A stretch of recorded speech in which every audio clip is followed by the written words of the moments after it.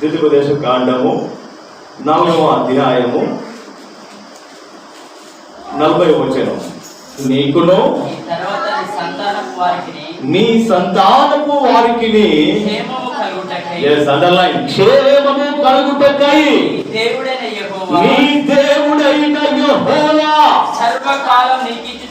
సర్వకాలము నీకిచ్చుచున్న దేశములో నీవు దీర్ఘాయుష్మంతుడు అగునట్లు నేడు నేను నీకు ఆజ్ఞాపించు ఆయన కట్టడములను ఆజ్ఞలను నీవు గైకొనవలెను. ఆమేన్. దేవుడు మాట్లాడుతున్నది ఈ లోక సంబంధమైన క్షేమం గురించి కాదు.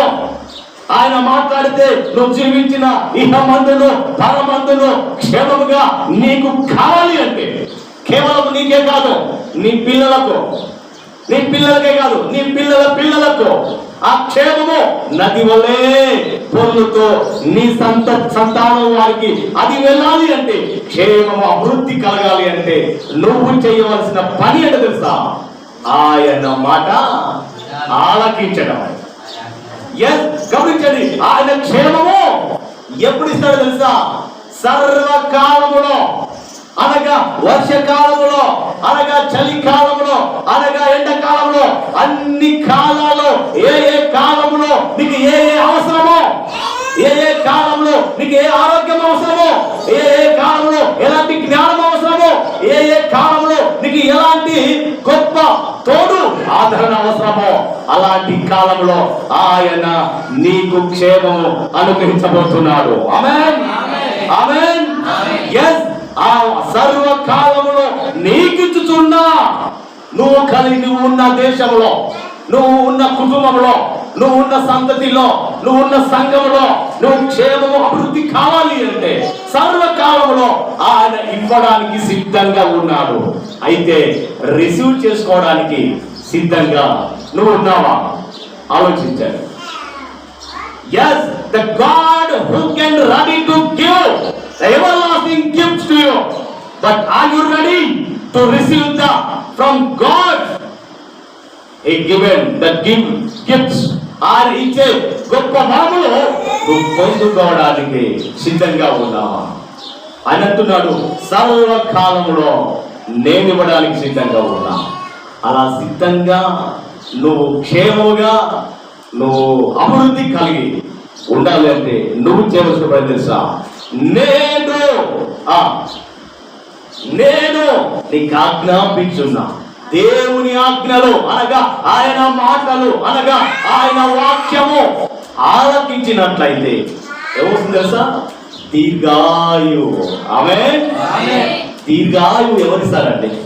ఏ డాక్టర్లు ఇస్తారు, ఏ హాస్పిటల్ వారు ఇస్తారు. దేశంలో నలుదిక్కులో తిరిగిన దీర్ఘాయు ఇచ్చేవాడు కనిపించాడు. ఆ దీర్ఘాయు ఈ లోకంలో ఒక సరుకుగా లేదు, ఒక షాపింగ్ మాల్లో లేదు కొనుక్కోవడానికి.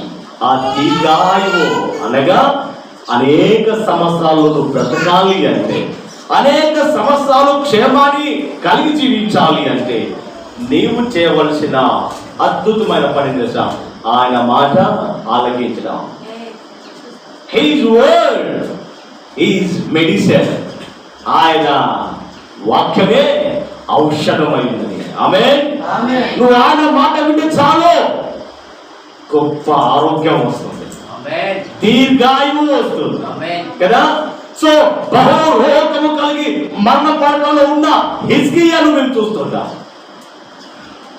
ఆయన గోడ వైపు తిరిగి వెక్కి వెక్కి ఏడవడం చూస్తుంటాం. కారణం, నోబడీ కెన్ హీల్ హిమ్. ఏ ఒక్కరు కూడా ఆయన బాగు చేయలేడు. అయ్యో నాకు రోగం వచ్చిందని పరుగులు తీయాలా, రోగం వచ్చిందని చెప్పేసి డాక్టర్స్లను ఆయుర్వేదమును సంప్రదించాలా? ఆయన చేసింది తెలుసా?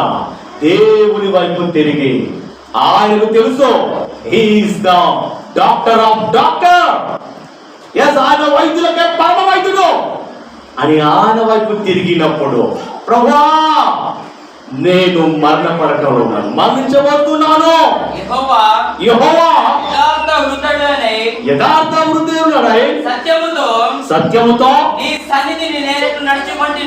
సన్నిధిని నేను ఎట్లా నడుచుకుంటునో, దృష్టికి అనుకూలంగా సమస్తమును నీ దృష్టికి అనుకూలంగా ఎట్లా సమర్పించుకుంటున్నా, కృపతో జ్ఞాపకము చేసుకోమని హిజ్కియా కన్నీళ్లు విడుచుచు. ఏంటట? హిజ్కియా కన్నీళ్లు విడుచుచు చావు బ్రతుకులో ఉన్నాడు, మరణ పడకంలో ఉన్నాడు, ఆదరించేవారు లేరు. అనేక మంది వస్తున్నారు, అయ్యో అయ్యో రాజా ఎందుకు ఇలాంటి గతి పట్టింది, ఏ పాపం చేశావు, ఏ తప్పు చేశావు అని అతనిని ఇంకా లోతైన సమస్యలో దింపేసి వెళ్తున్నారు. ఎవరు వచ్చినా బలపరచడంలా, ఎవరు వచ్చినా భుజం తట్టడంలా, ఎవరు వచ్చినా హిజ్కియా నీ దేవుడిని కాపాడుతాడా అని చెప్పేసి ధైర్యపరచడంలా, వచ్చిన ప్రతి ఒక్కరు కూడా వచ్చి ఏ పాపం చేశావో, ఈ దిక్కుమల రోగం వచ్చింది, ఏ తప్పు చేశావో, ఈ బహుభయంకరమైన మరణం వచ్చి కొని తెచ్చుకుంటాం అని చెప్పేసి ప్రతి ఒక్కరు వచ్చి ఇలా మాట్లాడుతుంటే ఎంత బాధని కదా.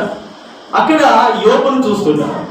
యోబు ఏమో బహు భయంకరమైన సమస్యలో ఉండి వాళ్ళు వచ్చి అంటున్నారు, నువ్వు ఏం పాపం చేశావో, అందుకో దేవుడు అన్ని తీసేశాడేమో, నువ్వు దేవుడికి వ్యతిరేకంగా తిరిగావేమో, దేవుడికి వ్యతిరేకంగా మాట్లాడావేమో, ఏ పాపం చేశావో నువ్వు ఒప్పుకో.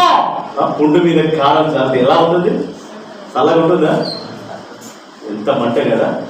యోబు చూడండి, నేనేమో మీరు అన్నట్టుగా పనికి మగవాడిని కాదు, మీరు అన్నట్టుగా ప్రార్థన తప్పిన వ్యక్తిని కాదు, పాపం చేసిన వ్యక్తిని కాదు, నాకు తెలుసు దేవుడు ఎదుట నేను యథార్థవంతుడై ఉన్నాను.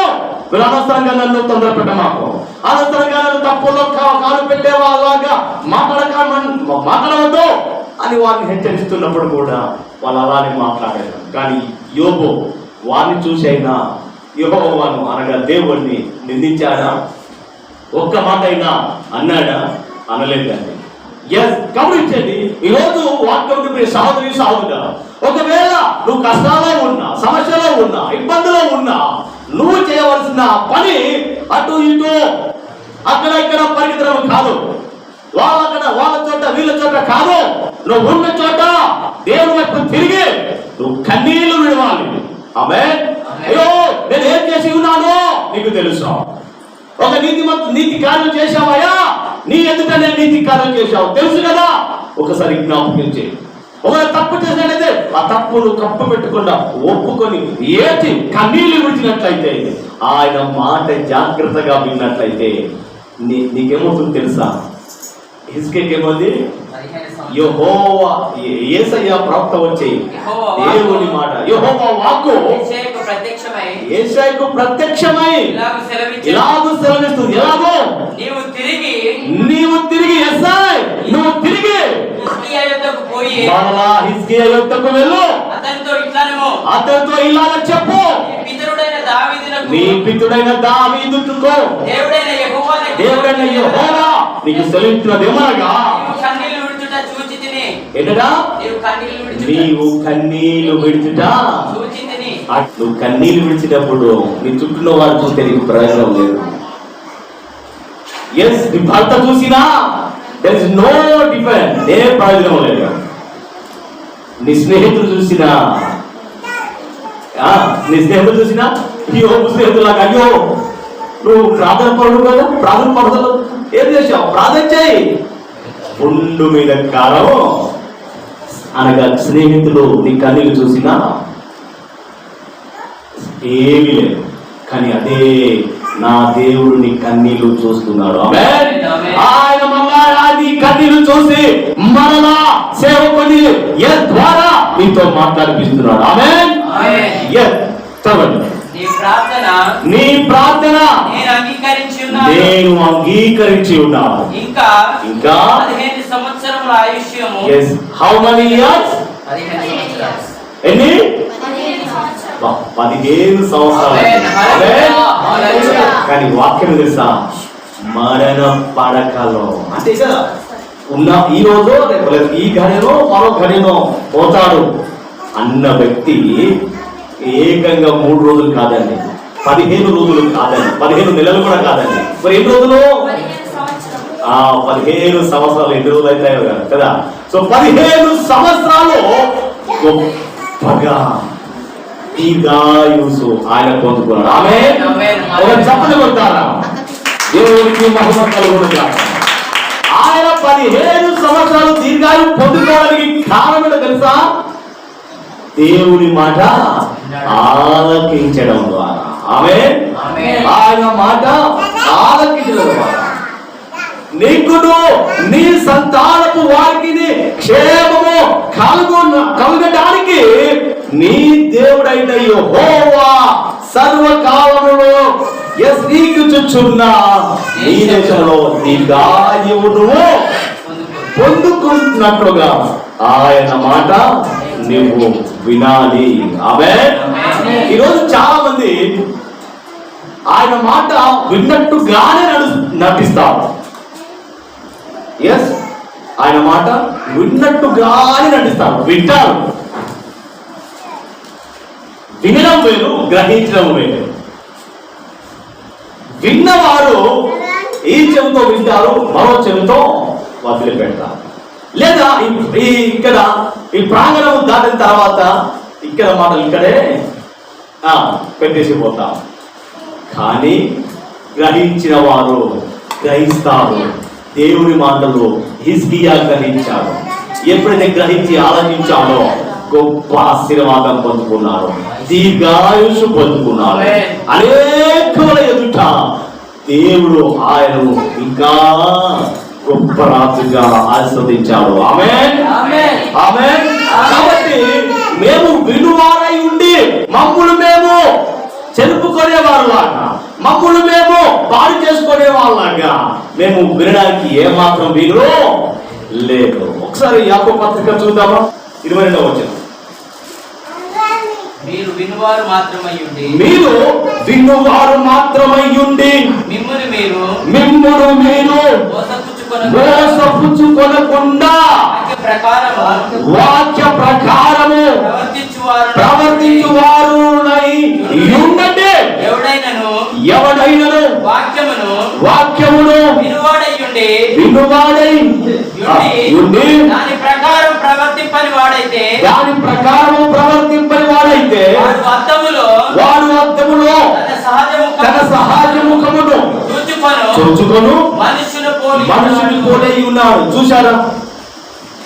వినువారు వారై ఉండి తమ్ము తాము మోసపుచ్చుకునే వారిగా ఉండవద్దు. ఎలా మోసపుచ్చుకుంటామా అంటే వాక్యము వింటాం కానీ దాన్ని గ్రహించాం, వాక్యము వింటాం దాన్ని ఆలోచించాం. అలా మీరు వదిలేసినట్లయితే మొట్టమొదటిగా నీకు క్షేమము రాని రాదు, నీకు దీర్ఘాయుసు రాదు.